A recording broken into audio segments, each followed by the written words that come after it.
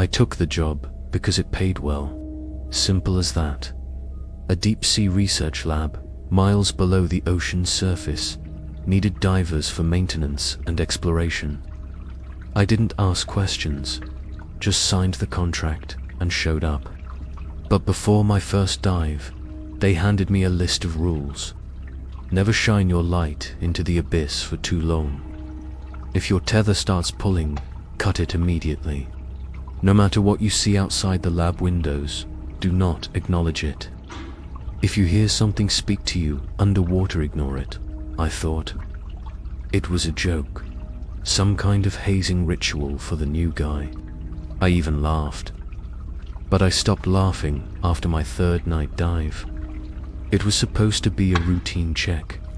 A communications cable had been acting up.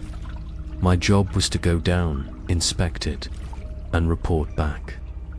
Easy enough. I descended into the dark, my flashlight cutting through the black water. The deeper I went, the more the pressure squeezed against my body.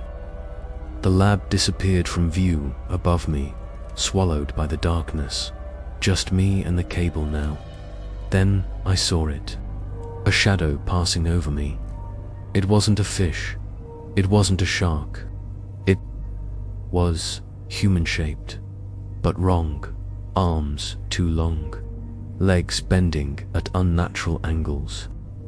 Its skin seemed to pulse, warping the water around it. My flashlight flickered. I froze, heart hammering in my chest. I remembered the first rule. Don't shine the light too long. I aimed the beam away. My breath fogged up the inside of my mask as I forced myself to focus on the cable. Just the cable. That's when I felt it. A sharp yank on my tether. I whipped around, nothing there, but the tether was pulling, hard. My oxygen hissed as I was dragged downward, deeper into the dark. The third rule: if your tether starts pulling, cut it immediately. My hands fumbled for the knife strapped to my side. My gloves slipped against the handle as the tether jerked harder, pulling me into the black. I slashed at it. Once, twice. Snap, I was free, but now I was weightless, sinking slowly in the endless dark. My flashlight flickered again, and then I made the mistake. I aimed it downward. The beam hit something enormous. It was a face, hollow, eyes, a stretched, gaping mouth. Skin pulled so tight it looked like it might split open. It stared at me, then it moved. I screamed into my mouthpiece, cutting off my air for a moment. My chest burned as I kicked toward the lab.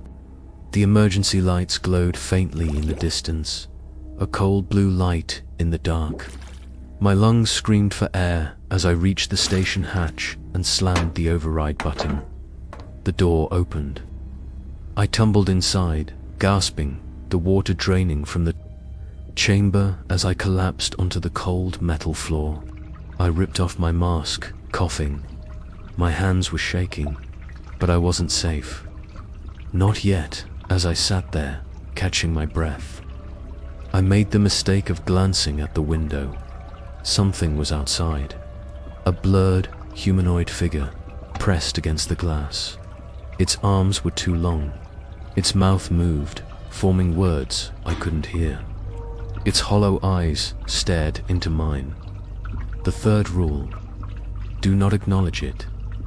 I squeezed my eyes shut, focused on my breathing, counted in my head. I didn't look, I didn't move. I needed to leave.